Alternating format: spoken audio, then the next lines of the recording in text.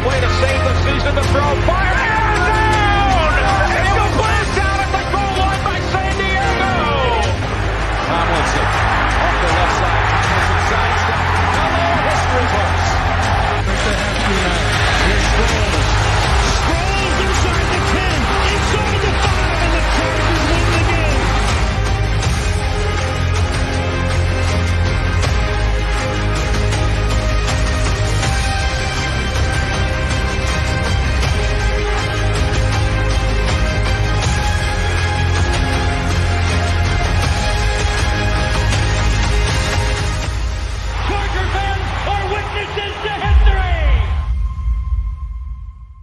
And we are live. Welcome, everybody.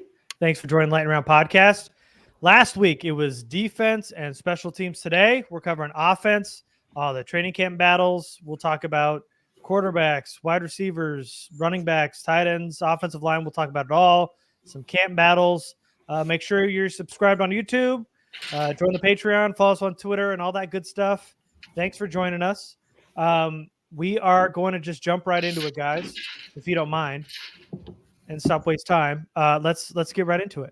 So let's start with quarterbacks because this, I think, feels like a pretty quick group here. So, Jamie, there's 4 of them on this list. It is Justin Herbert, Easton Stick, Max Duggan, and the UDFA Casey Bauman. Yeah, I mean, obviously we know Herbert and Stick are going to make the team. The question is, who is that third quarterback if they wind up carrying one? Duggan, to me, didn't show much of anything last year in camp, in preseason, really at all. Bauman, the most I can say about him is I saw him in Irvine, staying in the hotel we were at during All-Stars for mini camp. He's a big kid. He's like 6'6", like a beanpole. 6'7". Seemed like a really nice kid. I'm not going to pretend I found tape on him. I didn't. I mean, it's a crapshoot for Duggan and Bauman. You got to assume Duggan's, entering his second year. He was a draft pick, granted from a previous regime, but you got to assume he's got the leg up. Hopefully Bauman shows more as a passer, because Duggan certainly hasn't shown much as a passer at all. And he gives them something to think about. But right now, I would say you're probably penciled in Herbert, Stick, and Duggan, with Bauman potentially being a camp body / an option for the practice squad. Yeah, I think it's pretty well. I was going to say it's clear cut after we get past Herbert and Easton Stick, but I guess the edge probably goes to Duggan when you look at it from the perspective of him being a little bit more athletic. And this offense has shown a proclivity to lean towards those athletic quarterbacks because it can be designed to, I guess, kind of circumvent lack of passing skills in a way. And by incorporating more tight end play, being able to get more short dump off passes, having extra blockers out there, you can actually utilize Duggan's legs to a greater degree. So as he develops as a passer, maybe, that probably gives him a little bit of an edge. I was a little shocked, like Jamie mentioned, that Bauman's only like 230 pounds. I assumed that he was just a bigger kid than that, for sure, 6'6", every bit of it. But as far as just a bigger body quarterback, I expected him to be a little bit larger. But again, that's something that can be developed. As far as his overall game is concerned, again, same here. I'm not going to lie to you and say I watched really much of any of his tape, to be honest with you, because I just didn't really see any point in it. Big kid, apparently he has a live-ish arm. That's great. Developmental prospect, potentially. But, I mean, if we're in a situation where either of these guys see the field, then we might as well just start talking about 2025. Yeah. And that's what happened last year. So, yeah, I mean, we know Justin Herbert's QB1, and he's our king. Easton Stick, tank commander. We are always forever grateful for that, Easton Stick. And I know it's hard to get mad over a QB2, but this Easton Stick, I felt like we were all kind of scratching our heads when they re-signed him. But it kind of feels like one of the more questionable signings from this new regime. But regardless, Stick looked overwhelmed when he had to go against actual NFL talent. He barely scrapes by in the preseason, but he's QB2. and he will be again this season.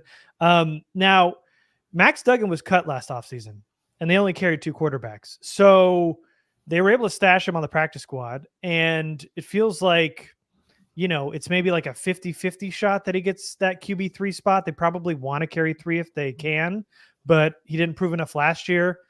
Maybe he will this year. But yeah, right now he's just a camp arm. And I was able to catch 2 games of Bauman. So on a small sample size, very small, he started at Montana State, finished at Augustana, which I did not watch because I think that's a made up name. Bauman was projected. There's a lot of kids at schools this year in this Charger UDFA class of feels like Bishop Sycamore-esque type college names, like made up. I've never heard of Augustana University, but regardless, he was actually projected to go early in the CFL in the draft, but the Chargers ended up giving him a call. He took the camp invite. Like you guys talked about, he's 6'6", tall, very slender, average accuracy, pretty average athleticism, and kind of has some upside as a rusher. Saw him scramble out of the pocket from time to time. Injuries plagued his entire college career. He felt like he showed a little bit of promise in those 2 games I watched at Montana State, but looks like just statistically he struggled since his first year. So I mean, maybe he has a crack at making that QB3 camp competition interesting, but that feels like the ceiling here. They only kept 2 quarterbacks on the 53 and 23. They might just do the same this year. Duggan, Bauman really don't inspire much confidence. And at that point, why not just roll with whoever you got? I think this is also one of those scenarios where no one's really going to want your stuff if you want to try to stash one of them. Yeah. This is one man's trash and another man's trash, not another man's treasure. It's all trash. It's all trash. As far as Easton Stick goes, we've taken our share of shots at him over the last few years, and most of it deservedly so. But I will say this, just to be fair to him, I think he did keep the Chargers in some games with pretty much an entire team of scrubs playing offense with him late in the year last year. So you could see kind of how they look at it, and they say, well, we didn't really have Keenan down the stretch. We didn't have Mike down the stretch. The offensive line was banged up. We were rotating guys in and out. There's no running game. There's no tight end to speak of. He kept us in games. Let's see what he can do with a full roster, with a healthy offense as the QB2. He's not hurting us at that point.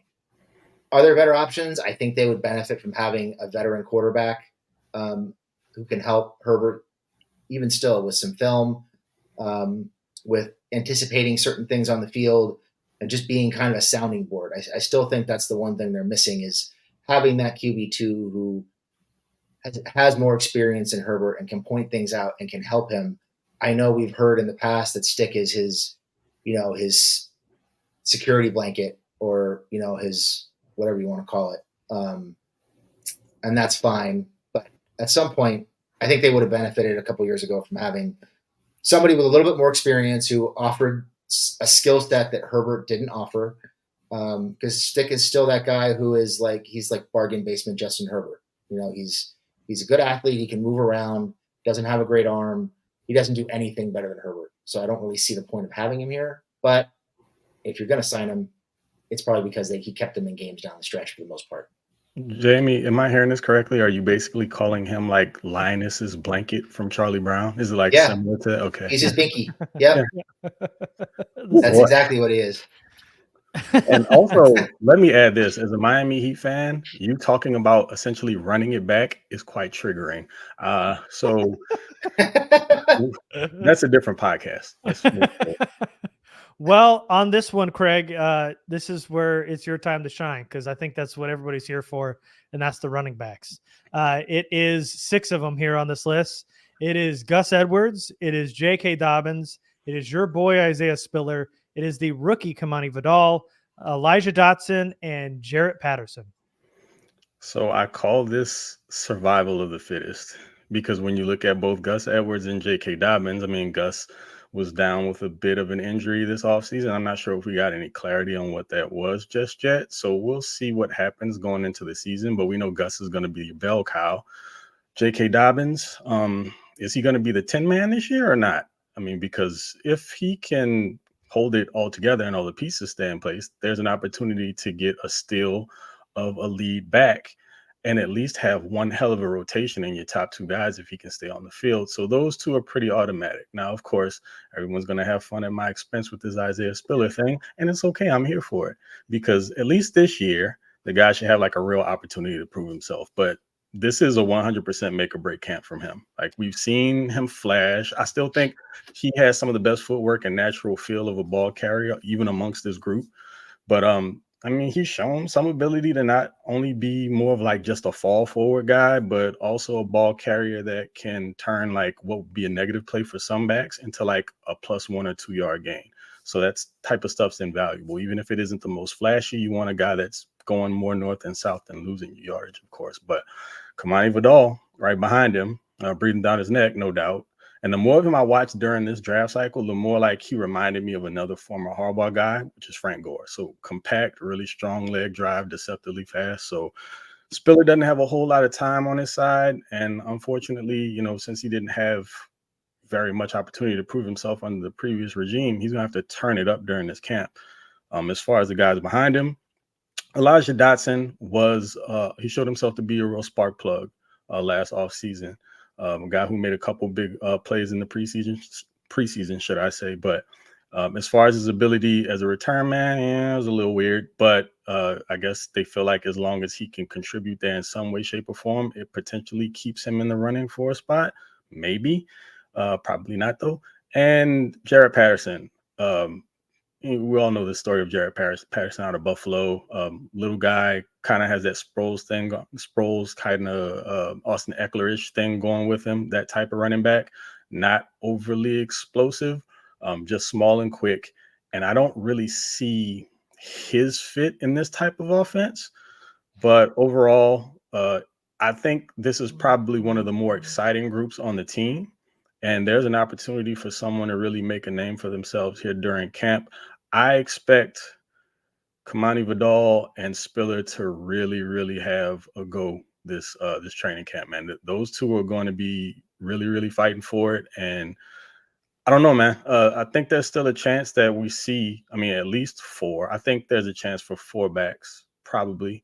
When we're talking about special teams contributions, I don't know if Vidal's going to be someone who can give you very much in the return game. Potentially, maybe. We can see that. Spiller hasn't really been one of those guys. But all in all, it should be a fun competition. And those top 4 names are the ones that I'm definitely locked in on. Dotson on kind of the perimeter there as being somebody who can maybe sneak in there and make some noise. But it should be a fun competition throughout. Yeah, I mean, I think we know, Edwards, Dobbins, and Vidal are at least likely to make the team, if not locked in as guys who are going to make the team. Vidal, the recent draft pick, Dobbins and Edwards, the recent free agent signings, guys who are familiar with the system, who have had success in the system, and they kind of complement each other. So you can be pretty confident those 3 guys are going to make it. The question for the rest of the guys is, can they catch the ball out of the backfield? Can they block? And can they contribute on special teams? And I think the guy who is able to answer yes to at least 2 of those 3 things is the guy who has the best shot at being RB4 at this point. Dotson was really good in the preseason last year. Didn't really show up when he had a lot of opportunities in the regular season, or when he had his few opportunities in the regular season, I should say. Spiller, who knows what to make of him at this point. We were kind of lukewarm on him going into the draft. Kind of excited about the idea of him complimenting Eckler as like that grinded out 4th quarter guy, short yardage guy. Never really got that opportunity. He can catch the ball out of the backfield. He is a decent route runner. Can he block? I thought he was a decent blocker coming out of school. Can he play special teams? We don't know. So it's really going to come down to that for, I think, Spiller and Dotson. Craig compared Patterson to Eckler and Sproles. I had another name come to mind, and that was Brandon Oliver was kind of the comp that I had for him. Smaller former Charger running back who wasn't super explosive, but became a fan favorite because he was small and he ran hard and he picked up tough yards. Also from Buffalo, right? I believe so. Yeah, you got it. Buffalo's taking over. You got Khalil on the team too. Look at that. So yeah, I mean, just like in the tight end room and the wide receiver room, we talked about it with the linebackers and the corners and the safeties. What can you offer on special teams? I think that's going to be even more important in those particular groups this year than it has in the past with the coaching staff that's coming in. They're going to look for guys who are tough, who can block, who can tackle, who can contribute on special teams if they're not getting, major snaps on offense or defense. So those guys have a lot to prove. I would certainly think, Spiller, Vidal, and Dotson are going to get a lot of run behind the second team offense in training camp and in preseason. And we'll see what they do with those reps. Yeah. So, I mean, just to piggyback off of you guys, I know we all know that Gus Edwards is that workhorse back for the Chargers. J.K. Dobbins, if he can stay healthy, is your RB2, kind of your third down specialist. Kamani Vidal, we all think that these are the top three, Edwards, Dobbins, Vidal right now. 6th round pick, one of my favorites of this draft class, has the burst, patience, vision to contribute on an NFL roster right away, especially because he's a weapon out of the backfield and he likes to throw his body around in pass pro. So not a guy you are worried about when he's on the field. Feels like to me when you're talking about like young guys who can start competing for more bigger roles as the season goes on, Vidal feels like one of those guys that can start eating into Gus Edwards and J.K. Dobbins snaps around like mid-season, 3/4 of the way through the season ish. Isaiah Spiller, just feels like a big unknown. He was drafted young. We all gave him the grace. Couldn't see the field even with a decimated running back room last year. It feels like he could probably have a role on this team, but when you start to think about, and that, last year, especially when you complemented with Eckler, but now, Gus obviously possesses more power. Dobbins, Vidal probably offer more explosiveness than Spiller. So, I mean, right now you're looking at like a depth move, but he's got a lot to prove. We talked about a lot of these other guys like JT Woods and Dean Leonard and Jasir Taylor, who are kind of getting a little bit of a pass because of the old regime, but this is a whole new staff now, and Spiller's kind of now with the new staff, and he's got to prove himself with this new coach and offensive coordinator.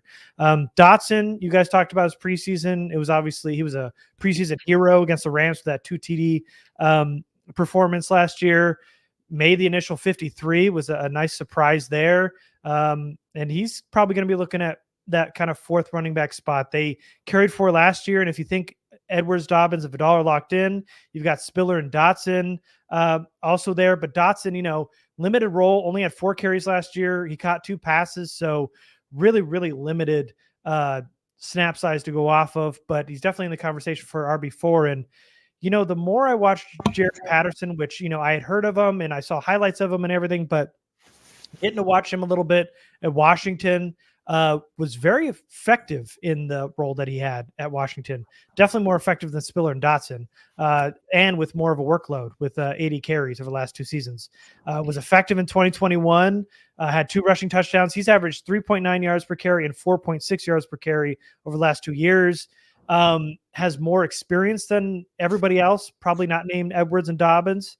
So I wouldn't count Patterson out. I know we're talking about Spiller kind of probably the favorite maybe for that RB4 role, but feels like Patterson could be knocking on the door. He's got the experience, was really effective already in the NFL. So it feels like Jaret Patterson, Isaiah Spiller, Isaiah Dotson, all competing for that RB4 spot. And it's going to be a really, really interesting battle here towards the end of this depth chart. Even RB3 to RB4 is going to be really interesting.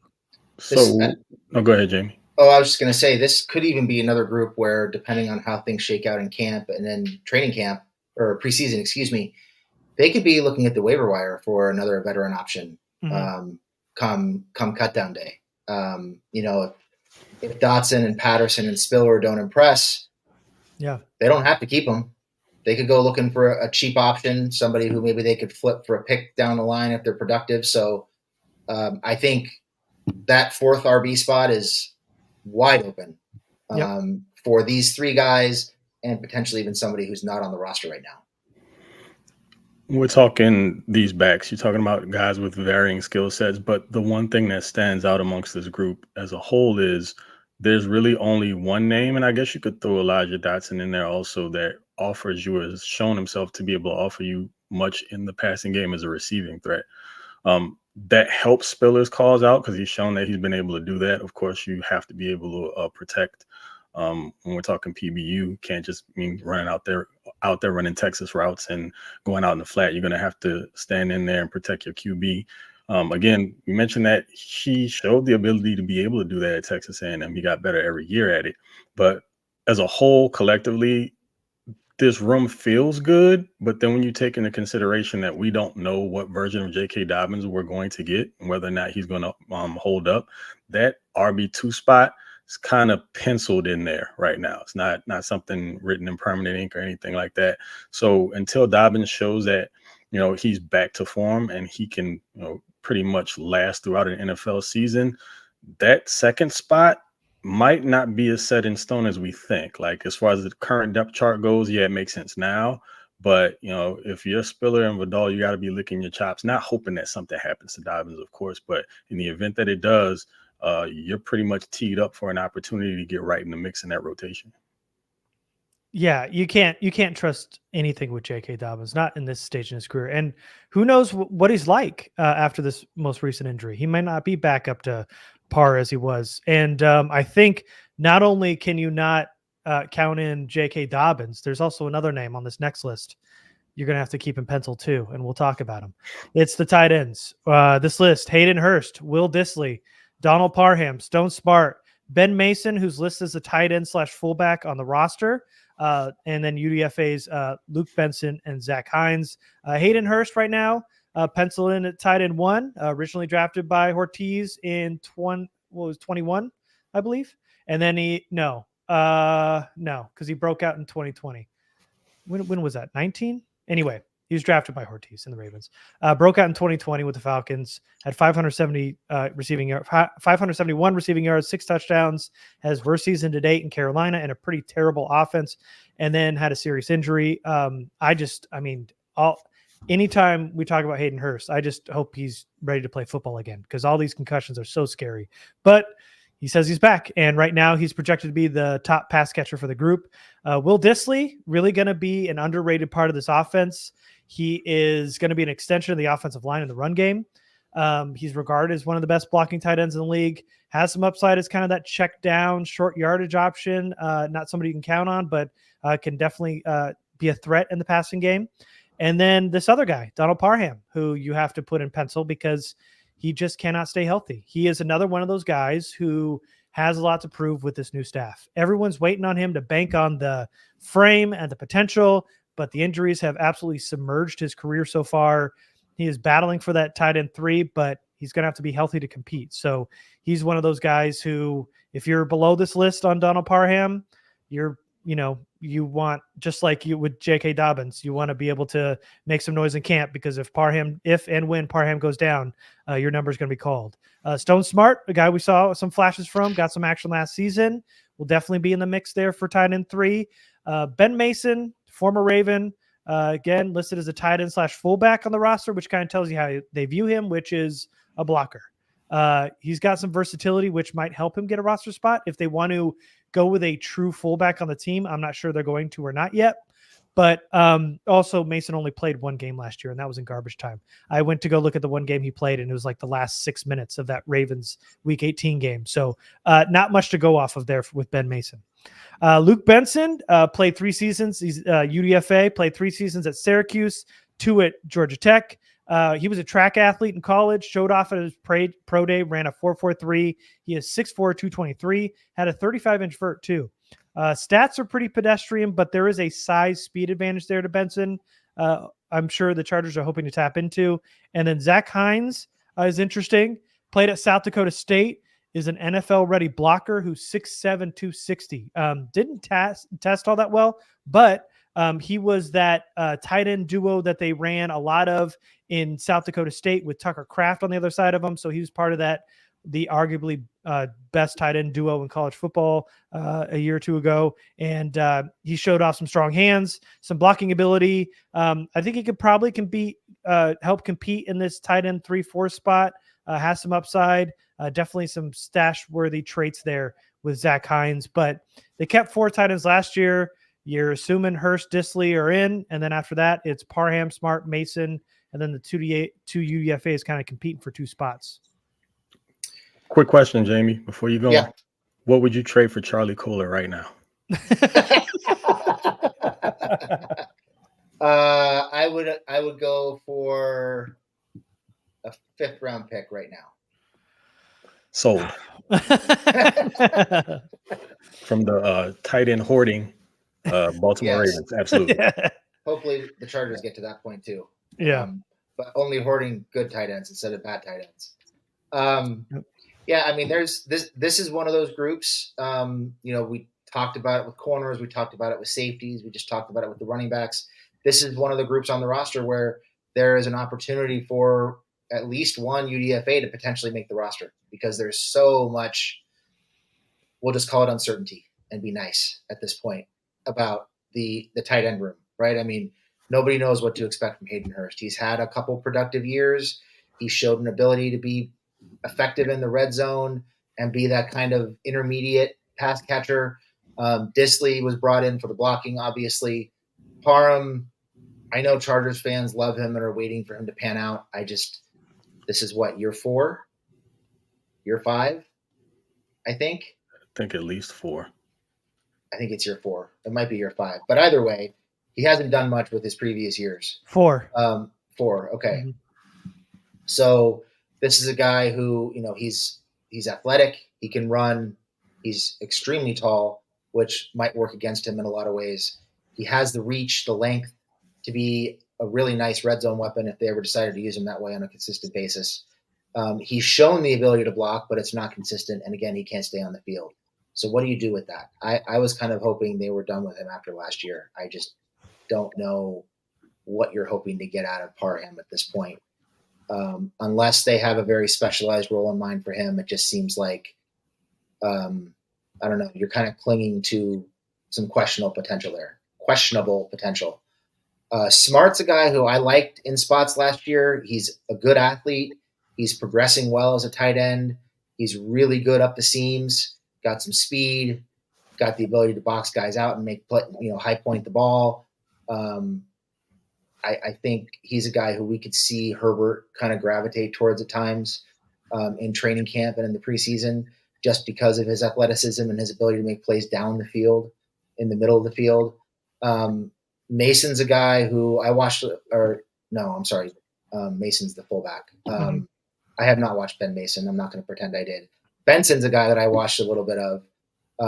Good blocker, a very active blocker, good at the line of scrimmage and down the field, capable of pulling and climbing. Not a lot of production as a receiver. I think, if I recall correctly, he caught like 40 some odd passes in 5 years between Syracuse and Georgia Tech. Mm-hmm. So he's a guy who I was wondering maybe, is he more of an H-back, more of like a flex tight end, somebody who maybe they try to tap into that athleticism a little bit. Hines is interesting to me because we know they're installing some version of that Ravens offense, and I kind of wonder if this is their version of Chris Richard, the Ravens fullback, who basically serves as like a 6th offensive lineman and is just a bully. He catches short passes. He's heavily involved in the running game. They throw some screens to him, some dump offs.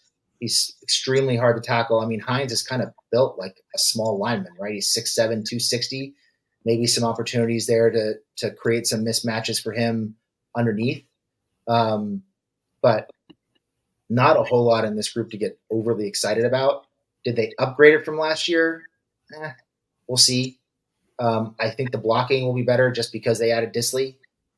I'm looking for a progression from Stone Smart. I'm hoping there's some sort of a step forward from him as a blocker on special teams and as that kind of seam stretcher down the middle of the field, which is something I think they need And it's something that I think we've seen a lot of in that Ravens offense, that Greg Roman offense of, run, play action, hit that deep over to the tight end, hit the tight end up the seam. So some potential there for Smart if he has a good camp. But yeah, kind of a rough group. Mm-hmm. Yeah, I'm not going to belabor the point on the tight end group because we're pretty much probably echoing all the same sentiments down the line here. I mean, as far as who your number one is Hayden Hurst. The health is always going to be in question. His blocking is a little sporadic, but of course he's going to be your number one threat as a tight end in the passing game. He's still capable as a blocker, like I said, just sporadic. I expect him to do a little bit of everything. So inline, split wide, maybe some H-back also. Dissly is often going to serve as like that sixth offensive lineman, being that he's one of the best run blocking tight ends in the league. And he's actually a better receiving threat than he gets credit for. So they'll probably be able to sneak him out and get some key chunk yardage plays and maybe even some third down conversions if they want to do it that way. He'll be able to go under the radar in the passing game a bit. As far as the rest of these guys, Donald Parham should be a cheat code. I mean, 6'8" with that type of size and athletic ability, is just not able to stay on the field. It's the biggest you-know-what tease. And I'm at the same point where Jamie is. You would like to see him expand and have a larger role, but it's just a lack of consistency in being available. You have to be available, and that's the biggest thing for him right now. Stone Smart has more of that H-back feel to me. He feels like a movable chess piece guy as well. Not somebody that I would want in line very often, particularly as a blocker. Definitely an option in the passing game, particularly up the seams where you can utilize that athleticism and get behind linebackers and find those gaps in between safeties in the second level. Ben Mason's like a war daddy. Like, he just wants to be out on the field and create contact because he just likes running into people. And it looks kind of like bull and china shopish. Sometimes he like wandering around aimlessly, but when he finds someone to connect with, he tries to go water boy on them, and it looks cool when it works, but oftentimes he just looks kind of out of place. I know he played a little bit of tight end, but he just doesn't seem to have the athleticism for the role. He fits more of a fullback type player, but again, I just don't know how much you're going to get out of him. Luke Benson, I love the athleticism. We talked about it, like Garrett mentioned it, runs in the high 4.4s, can jump, decent sized guys. So what he allows you to do is again, have a movable chess piece. And what he'll do is he'll create issues for linebackers that aren't the best athletes at the second level in the passing game. And then he's also going to have a little bit more size than some of those secondary guys if you want to put him in a split wide position against some of the smaller slots in the league and even some of the safeties. So he's going to have like a little bit of a height advantage, as I think he's like 6'4". So that makes sense. But the Zach Hines thing is really intriguing. I don't really see Patrick Ricard in him, Jamie, just because I think Ricard was like a defensive tackle first, but he's got surprisingly a little bit of wiggle for somebody his size. Dude's over 300 pounds, right? It's like he's abnormally large for someone playing the fullback position, but he moves pretty well. Hines is super stiff. Like, he's a gigantic human being. And if you want to put him in the way of someone, he's a really good blocker. So he can definitely do that in line. I don't know if I want him lead blocking. He's massive enough to where he'd be really hard to get around, and you're not just going to run through him. So he'd serve that purpose. But I think he'd work if you're talking about some of the more condensed power sets and short yardage situations. I just wouldn't line him up regularly as a fullback. But if you want to put him in the backfield when you got a few tight ends out on the field and you need, a yard, and you don't want to put Herbert in harm's way with like a QB sneak or something like that, you just want to cram that ball, you could have him playing fullback and you'll probably be in pretty good shape. But he feels almost kind of sort of also like, I'd call him Will Dissly 2.0-ish, maybe, if he can develop a little bit more as a receiver. But right now, I think his athletic limitations are just kind of going to make him more of like that tight end 3 potentially down the line. But hopefully he finds himself on the field and developing those skills more as a receiver. And you might have something there. Huge guy. So there's a lot you can potentially do with him. Yeah, I liked him. There's something there. He's probably a good practice squad candidate. And then also, this is another group that definitely, and I feel like we've said this a lot through offense and defense, that they'll probably start attacking on the waiver wire, because it feels like during the 53 cuts, there's probably going to be one, maybe 2 names that could probably start as tight end 1 on this roster. That'll be on the waiver wire. That's just how weak this group is.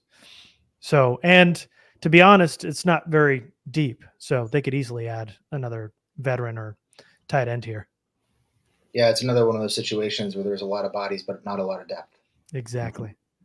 All right, Jamie, we're moving on to a big one, and it's the wide receivers. Let's talk about them. It is Joshua Palmer, the second-round pick Ladd McConkey, Quentin Johnston, DJ Chark, Darius Davis, Simi Fehoko, Brendan Rice, Cornelius Johnson, Jalen Johnson, Leon Johnson, Jalen Gill, and Praise Olatoke? Mm-hmm. So many Yeah. guys. Too many of them. Johnson, Hey, Johnson, yo. Johnson, Ooh, and Johnston. Is that false word? No. I don't want to take any chances. So I've said a couple times that there are groups where there's, a good opportunity for a UDFA to make the team. I don't think wide receiver is one of those groups this year. This is going to be a very, very tight competition for wide receiver 6. I believe they're carrying 6 wide receivers. We've talked about it before. The Chargers got themselves into trouble the last couple of years, only carrying 5. And one of the 5 that they're likely to cover, or at least the top 4 that we know of pretty much for certain going in, Darius Davis is more or less just a kick returner. He might also, show up as kind of a gadget guy on occasion, but he's not going to get a ton of reps at wide receiver. So you can't go into the year with 5 and having Davis not be ready to play at wide receiver. So I think they're going to carry 6. I think 4 of those spots are pretty well locked in. At this point, I would be pretty surprised if DJ Chark does not make the roster. So we can still hear you. Sorry about that. Yeah. Talking with my hands again, it always gets me in trouble.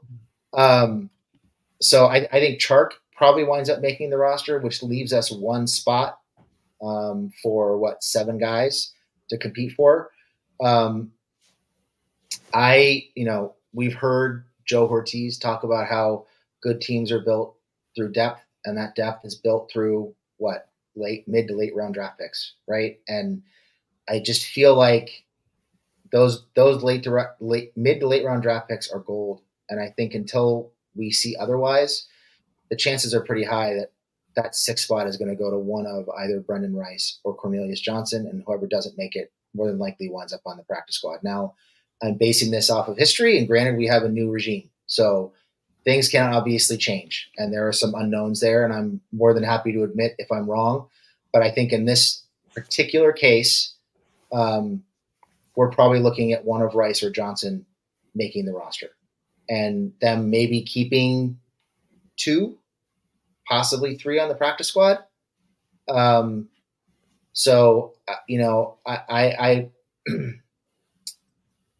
I watched a little bit of Jalen Gill. He's 5'11", 180. That's what he's listed at. So he's probably more like 5'10", 170. Had a decent year this year at Fresno State.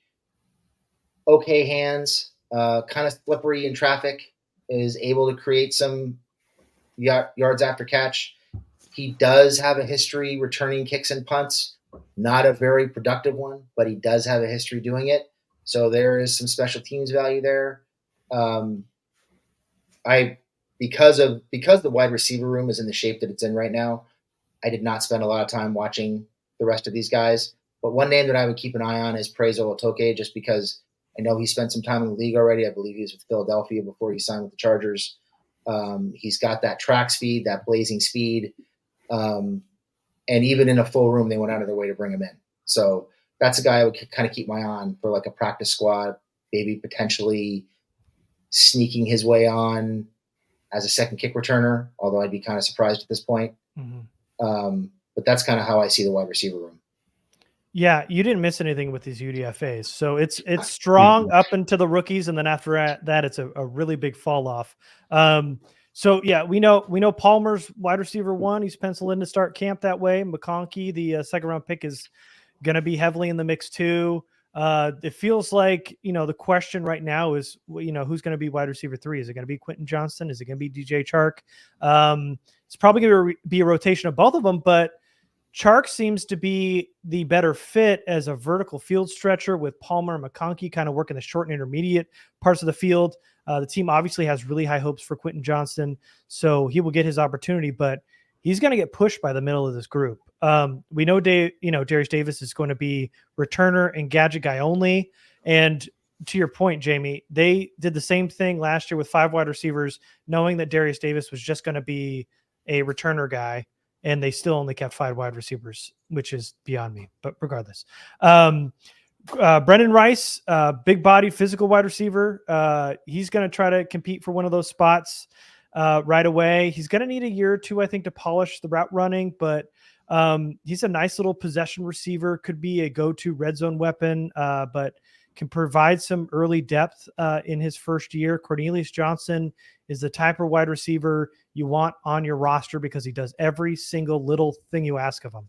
And if he does make the team, it's because of his special teams prowess. The wide receiver elements might come a little bit later, but he's got a pretty good release package off the line, strong hands, ideal size and speed. It's enough to work with to consider him as depth, but he's really going to make his bones on special teams if he makes it as that, 7th, 6th, 7th, whatever, however many wide receivers they end up carrying. Fehoko was kind of a fun story last year when he got that TD against Chicago. He's going to be fighting these rookies, which I'm not sure. I mean, it'll be a competition, but feels like these rookies kind of have the inside track to get one of those last spots. And then these UDFAs, Jalen Johnson, former walk-on at Georgia, was part of the national championship team as special teamers, transferred to ECU. He got the starting job. Was okay as a route runner, has 4.4 speed. Stats aren't really eye-popping outside of the 40. Everything else was kind of subpar, including some really small hands, which kind of showed up on some drops. Leon Johnson, a lanky wide receiver, worked his way up from D3 to finishing at Oklahoma State. Physical, wide catch radius, doesn't win off the line a lot or with his route running, but he can out-jump you. Improved his game every year, and it feels like he's going to need to add some muscle and work on that route running before he can really see some extended period of time on the field. Jalen Gill, like Jamie mentioned, actually committed to Ohio State early on at a high school, was an all-purpose running back at a high school. Transitioned to wide receiver, went to Boston College for 3 years, went to Fresno State. Has returner experience, looked pretty good with the ball in his hands, has a little bit of a wiggle coming off his best year yet, but, it's fine. And then Olatoke is an interesting case. Born in Nigeria, raised in Scotland, played rugby in Canada, then went to Ohio State for track. There at Ohio State, he joined the football club, not the team, the club. And then that's where he tried out for the Eagles at their rookie minicamp for that International Players Pathway program. I don't know how long he stuck, but they released him and the Chargers reached out to him. And I don't have any tape on the Ohio State Football Club, but what I do know, I dug deep, man. I tried. I tried, man. I tried. But all we know is he's got electric speed and a willingness to try to be a good football player. Now, they did post highlights from his football club, and he looks very awkward running in pads. There was a story where he didn't even know how to put his pads on the first time he went to try out for the Eagles. So that's the kind of guy you're looking at. But anyway, these UDFAs are basically all fighting for a practice squad spot. You got Palmer, McConkey, Johnston, Chark, Davis. That's 5. 1, 2, 3, 4, 5. And then you've got 1, maybe 2, but feels like they're going to have to carry a lot more in other spots, especially like maybe the DB room or offensive line, which we're going to talk about. So, you got to think they're probably going to carry 6, and it's going to be a fight for those rookies for that last spot. Yeah, given the offense they're going to be running, I'd be shocked if they carried 7. I think that'd be leaving them short on offensive line or tight end or somewhere else, and I have a hard time seeing that happen. Yeah. Yeah, I doubt they sacrifice a tight end for sure for that extra wide receiver spot. But overall, just in general, like those first 5 names are pretty much locks. I think the question comes down to what's already been mentioned here, wide receiver 6. And I'm going to lean towards Brendan Rice, not just because of the pedigree. I just think that he's a better all-around wide receiver at this point. When we're talking about him versus the Cornelius Johnson, those are the 2 that I think are going to be battling it out. Both good blockers. Cornelius is a more explosive athlete, but the hands are questionable. He goes on like these spurts where he'll catch 3 or 4 passes in a row, and then he'll just drop one of the easiest ones. Like, catch some difficult balls, and then like an easy one will just like hit the turf for no apparent reason at all. Maybe taking his eyes off of the ball, but whatever, the case may be. But he's a blur. Like when he gets in the open field, he is fast. I mean, like different type of fast. Some guys run 4.4s and they train for the 40, and that's the reason why, because 40 is about like the acceleration at takeoff. You get a good start, you have really good acceleration, you're probably going to run a good 40 time. Cornelius Johnson is very, very fast in a straight line, like track speed. Brendan Rice, I think he gets knocked for not being the most athletic wide receiver, but if we're making track comparisons here, again, he's more of a 200 runner than a 100-meter runner. The longer he goes, the faster he gets and the more separation he creates. I mean, unfortunately, when you're going to play underneath and you have to run intermediate routes and things of that nature, you need to be a little bit more explosive or be more nuanced in your route running. So if you want to run him on some go balls, he might surprise you and win a couple of those deep down the field. But I think those two are going to be battling it out for the wide receiver 6 spot. As far as the top guys go, we may have mentioned this before, but Joshua Palmer, I think he's in for a career year. I see him at least doubling his career touchdown total or high, which would be 8. He might sniff 1,000 yards, maybe a little more, but he's going to be one of the top 2 primary targets for Herbert. I mean, along with McConkey, he's going to be your volume guy. As far as Quentin Johnson is concerned, man, I just want QJ to show some consistent hands and better physicality as a route runner at the catch point. Let's start there. As long as that improves, then, we can work into what else he can be moving forward. But right now, we just need the basics. As far as DJ Chark is concerned, I think he's a much better contested catch receiver than what many may think. He'll definitely force some safety help over the top, so that'll create some easier passing windows for Herbert to work with in the intermediate parts of the game. So he'll definitely open up the passing game for other guys. So no, I'm not saying he's going to be a full-time decoy, because he'll get his fair share of opportunities, especially deep down the field, particularly on the perimeter on the outside towards the sideline.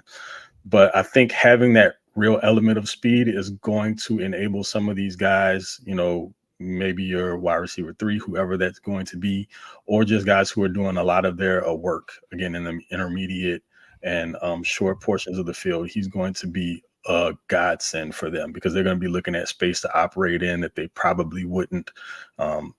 Palmer's probably going to see a lot more opportunity, being that he'll be on the opposite side. But if he's running like a crosser or something like that, and you've got DJ Chark taking his corner deep, and then the safety goes with them, that's going to open up the opposite side of the field for Palmer to work with to run after the catch. So those guys make all the sense in the world. The first 5, should I say. Darius Davis, Jamie mentioned it, more of a gadget guy, definitely a returner.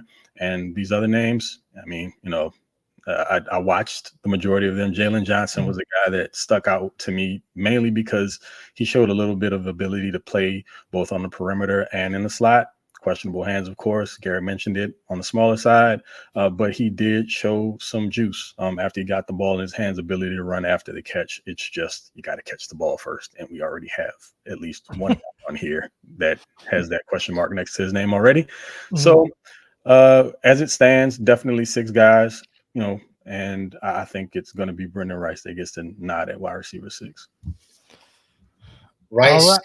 I was just going to say, Rice kind of looks to me like a backup plan if Palmer doesn't work out. They have very similar skill sets, I think. Mm-hmm. And I could see Rice kind of sliding into that, intermediate contested catch type role if Palmer doesn't take advantage of the opportunity this year. Yeah, and just to correct the chat, Jalen Johnson went to ECU, not TCU. I know everybody's making jokes about TCU and drop balls, but Jalen Johnson went to ECU, East Carolina University, and he dropped balls. They can drop them anywhere, not just at TCU. All right, last group here, and it's another big one, and it's the entire offensive line. We're not going to break it down. We'll just go everybody they got on the roster right now, and it is Rashawn Slater, Zion Johnson, Bradley Bozeman, Trey Pipkins, Jamari Salyer, the first-round pick Joe Alt, Jordan McFadden, Brendan Hymas, Alex Leatherwood, Foster Sorrell, and then the UDFA, Brett Lang, and then the UDFA's Carson Barnhart, Bucky Williams, Tyler McClellan, Tyler Smith, and Willis Patrick.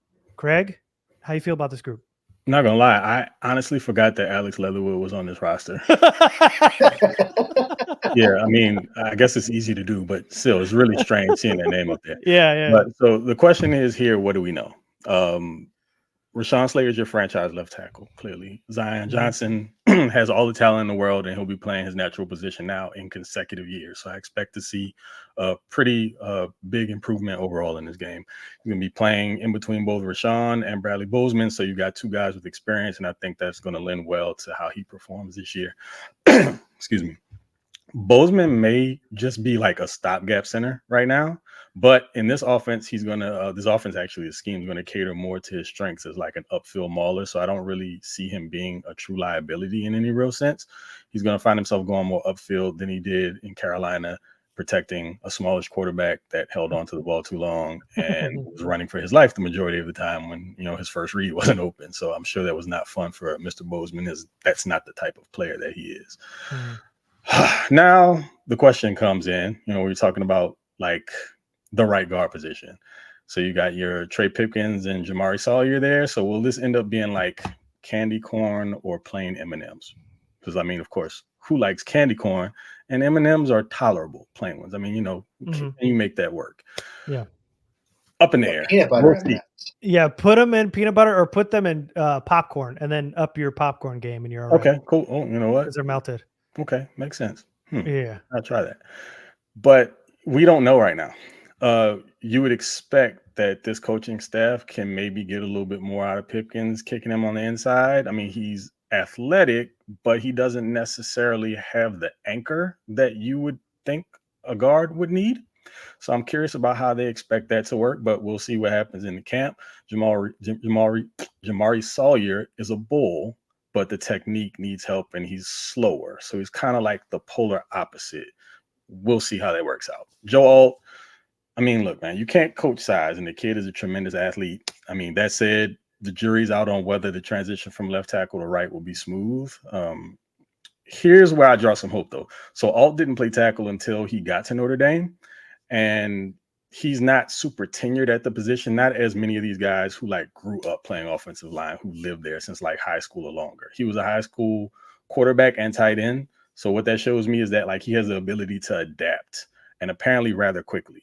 So maybe that move from left to right won't take as much time as, generally we would think it is. Again, it's not an easy thing to do, but this guy has shown that he can play a high pressure position and figure it out in pretty short order. So take that with a grain of salt, I guess.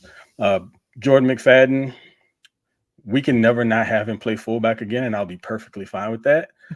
But as far as an interior offensive lineman, they've kicked the tires in, or at least started a conversation of him potentially playing some center. Maybe.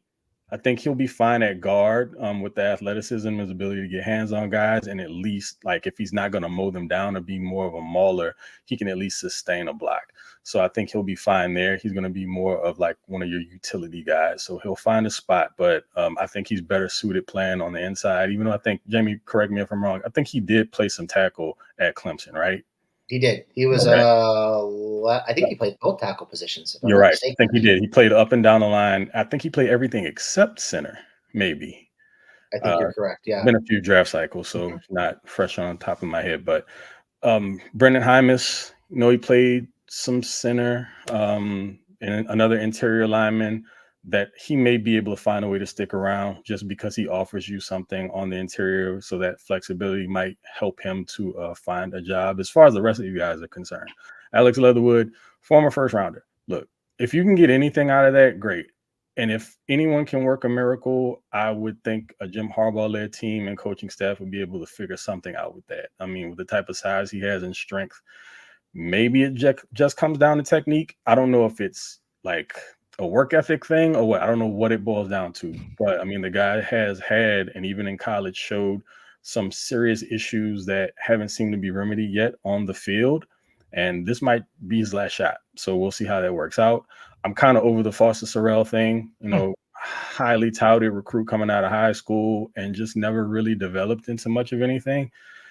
Again, the athleticism looks great, bigger body dude. You would love to see him be able to develop into a backup tackle. I just don't know that exists in him. He just might not be that guy. I mean, all the tools seem to be there, at least from physical standpoint. I just don't think that he has the game to go with what the physical aspect of himself looks like and having that translate to on the field. As far as the rest of these names go, I won't go through all of them because there are a bunch. I will say though, like the one guy that caught my eye as far as the UDFAs are concerned is Willis Patrick. Mm-hmm. When you're talking about like power gap interior offensive lineman, now this is a former TCU guy, so yeah, that for you started at Angel State, another made up. Yeah, you're gonna have to I don't believe you. Angel State, stop it. Where is that? I don't know. I'm gonna look it up. Go ahead. Okay, whatever. But yeah, again, like I said, if there's ever a power gap interior offensive lineman, this is the dude that fits that mold. Just huge, but he's super stiff and he's not going to offer you very much in space. It's just the prospects of someone of that size with this type of strength playing in this scheme makes perfect sense because you're just going to lay on people all day long. As far as getting upfield, you're talking about someone who's so massive and has a strong base and decent leg drive. When you hand the ball off to the running back, there's going to be at least a yard or two ahead of him running behind someone like this. So as long as you can keep him going north and south, I don't love him as like a pulling guard. I wouldn't ask him to do that because that looks super ugly. But if we're talking about just north and south, I'd be perfectly fine with that if he found his way onto the roster. I don't suspect that he will. I just like the prospects of someone of this size playing in this scheme because I love power football because I'm a maniac. Again, for the rest of these guys, I mean, I watched a couple guys here and there, but I don't think there's anything else worth mentioning. I know that there's also Carson Barnhart, who's played every position up and down the line with the exception of center, and he went to Michigan, so that might be a feather in his cap, but who knows? Because like I said, I don't think Jim has any loyalty to any of his former guys. So we'll see how it all works out, but lots of names, only a few that I think are worth their salt. So Willis Patrick started out at Angelo State. And that's in San Angelo, Texas. I've heard of Angelo. When you said Angel, I'm like, yeah, you literally just made that up. Well, Angelo still doesn't sound real, but that's okay. Yeah, so so in OTAs, the starters were Slater, Zion Johnson, Bradley Bozeman, Trey Pipkins, Joe Alt.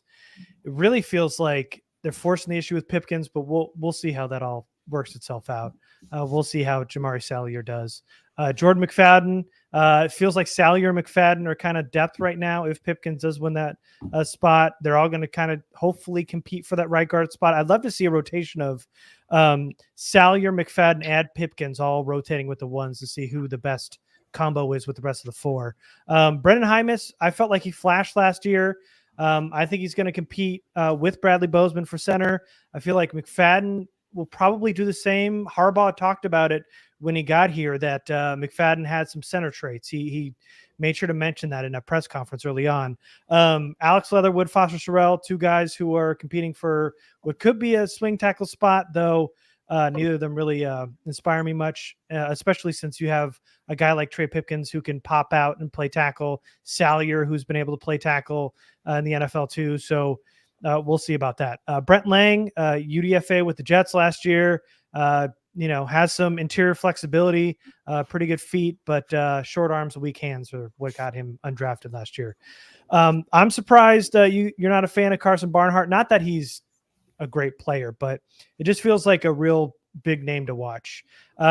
Yes, he played at Michigan, but yes, he helped win the national championship. But the team also gave him a $100,000 guarantee to ensure that he came to the Chargers as UDFA, which is 3 times more than any other UDFA on the Chargers' entire offseason. So I think that's an important point. He was part of back-to-back offensive lines that were regarded as the best in college football twice. He was probably the weak point of both of those lines, but still part of it. He is the captain of that line. He started at left tackle as a freshman, moved him to left guard, then to right tackle, then right guard. Last year, as part of the national championship team, Barnhart played 4 games at left tackle, 8 games at right tackle, 3 games at right guard, and he was the leader of that offensive line. And Jim Harbaugh said that Barnhart was tougher than a $2 steak when describing Barnhart. That to me feels like a little bit more than just he used to play for me. This is a guy that you got to feel that he loves a lot. So feels like his best spot is at guard. He struggled a lot against more athletic athletes on the edge. So I do not see him as a tackle. I know he's got some quote unquote versatility, but I think that's interior versatility. And I feel like he might have a chance to make the 53 on the back end of this O-line just because of the versatility and the toughness. A lot of people like Bucky Williams played at Austin Peay and Appalachian State, played guard and tackle, team captain in college, showed off some nice feet and power in the hands, but he's got short arms, lets guys into his chest a little too often. But as a run blocker, he loves to lead the charge. So he loved the attitude. He's also a redhead. So I think people just are enamored with the look there. And I'm with Craig. Willis Patrick is fun. Angelo went to Angelo State, then went to worked his way from Angelo State all the way to TCU last year, 6'4", 347. And to me, just watching him, his blocking style is basically just rolling downhill. That's all he wants to do. Big dude, good punch, anchors well, led TCU in pancakes last season. What he doesn't do well, which you could probably guess as a guy that big, is move sideline to sideline. Feet are a little heavy, as you'd probably expect for a man that size. He got down to 320 at his pro day. So took off some of that bad weight, lost about 25 pounds. Going to struggle early with his footwork, but might be worth a nice practice squad spot. McClellan, not good. He's 6'7", 350. They're basically banking on the size. Tyler Smith is a kid out of Western Carolina, and I can't find Western Carolina anywhere, so I got no thoughts on him. But, you've got 9 O-line guys, I'm sure. That's where they were with the initial 53 last year. So you're thinking Slater, Zion Johnson, Bozeman, Pipkins, Joe Walt starting, Brandon Hymus, Salyer, McFadden as your backups, which means you've got one more spot. It could be Alex Leatherwood. It could be Foster Sorrell. It could be one of these UDFAs. But again, with the flexibility of Pipkins and Salyer playing tackle, you might not just need that true swing tackle as your 9th O-lineman. You might want more of a versatility guy out because Leatherwood and Sorrell have kind of done enough. I don't need to see them anymore. But it feels like there's a good chance that a guy like a Barnhart could sneak his way into the bottom of this O-line depth chart. Is Leatherwood listed as a guard or a tackle on the roster? I will double check, but I think it's tackle. He's been playing guard for the most part for the last couple of years. Let me see. I'll check. So I think the most interesting thing about this group of offensive linemen, even including some of the UDFAs and the guys towards the back of the roster, is how much versatility there is. You've got Salyer, who played, I think, all 5 positions on the offensive line. You've got McFadden, who played 4 out of the 5 positions on the offensive line. Hymus played left and right tackle in college and moved to right guard and center when he came to the Chargers. Leatherwood has played guard and tackle. Barnhart's played, I think, 4 out of the 5 positions. Is that right? Yep, everything was center. And he was a starter who moved from one side of the offensive line to the other during games. So it's not like he was just plugged in at left tackle last year. They kind of moved him around based on matchups and just had him be like that movable piece on the offensive line, which you don't really see that often in college or in the pros, having somebody who moves from left to right that freely, which you would think would probably give him a leg up in terms of potentially making the roster as a 9th offensive lineman. But the nice thing is you don't really need a quote-unquote swing tackle with this group. If Alt doesn't pan out or if he gets hurt, Pipkins can play right tackle. If that doesn't work, McFadden can play right tackle. If that doesn't work, Salyer can play right tackle. If Barnhart's on the roster, he can play right tackle. So there are so many options there without having to move around all the pieces on the offensive line that it's kind of nice. They don't have to take a crappy, bottom of the barrel swing tackle just to have a swing tackle, because they're going to have 4 or 5 guys who can fill that role in a pinch if they need to. He has a name, and it's Foster Sorrell, Jamie. I was speaking in generalities. And they're listing Alex Leatherwood as a tackle on the roster. It's Foster, Leatherwood, Sorrell. Yep. But I think the guys that I would watch are probably Barnhart and Williams out of that UDFA group, just because Barnhart has that flexibility. He's played 4 spots. He was a key part of that offensive line for the last couple of years as a captain. You just kind of feel that kind of versatility, and that guy who will do anything for the team is somebody who's got a good chance to wind up grabbing the last spot on the roster. And then Williams, guard, center, flexibility, kind of, better in a phone booth, in my opinion. Not a whole lot of playmaking range as an offensive lineman. Okay climbing, as long as you're not asking him to cover too much ground. Kind of plays a little bit of a mean streak. Mm-hmm. Hands aren't terribly strong. Feet aren't all that great, but, maybe a long-term answer at center or guard, depending on what happens at center and right guard this year. But lots of options. And I agree. I would love to see Pipkins and McFadden in particular rotating with the first group at right guard this year. I don't really need to see Salyer there. I think he's probably better as like a utility offensive lineman who can plug and play when somebody gets hurt. And Hymas, I'd rather see rotating at center. I wouldn't mind seeing the guard, but I don't really need to see it. I mean, he's entering year 4, and what does he really put on tape outside of a couple of decent blocks at the end of the year last year? So, I think we can be pretty certain right now. We know who the top 5 guys, for the most part, are on this offensive line. Then you can be pretty certain that Salyer, McFadden, and Hymas more than likely make the team. And then it's, what do you want after that? Do you want a swing tackle? Do you want another utility offensive lineman? How's that going to pan out? No, here's the other thing. As far as the center position is concerned, because we can't not express how important that is, the connection between the center and Herbert. We don't want to be playing musical chairs with that role here in the coming years. So it's going to be really important that they establish who they want to be the center of the future. I'm not sure what the plan is for Bozeman beyond this year.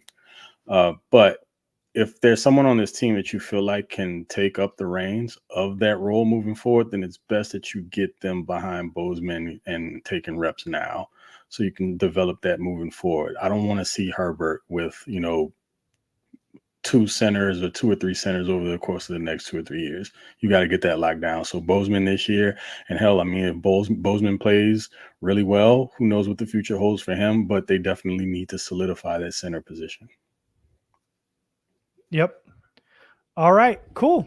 Thanks, guys. Don't forget, subscribe to YouTube. Subscribe to the channel. Make sure you follow us on Twitter and join the Patreon and get in the Discord and all that good stuff. We are looking to go to training camp this year, and I think it's going to be in August. Do we? We'll announce the date later, but we're looking in August, and I think Craig will be there with us. So I think all 3 of us will be there. We can all meet up. So thanks, guys, for watching, and we will see you next time. Thanks, everybody. Salute.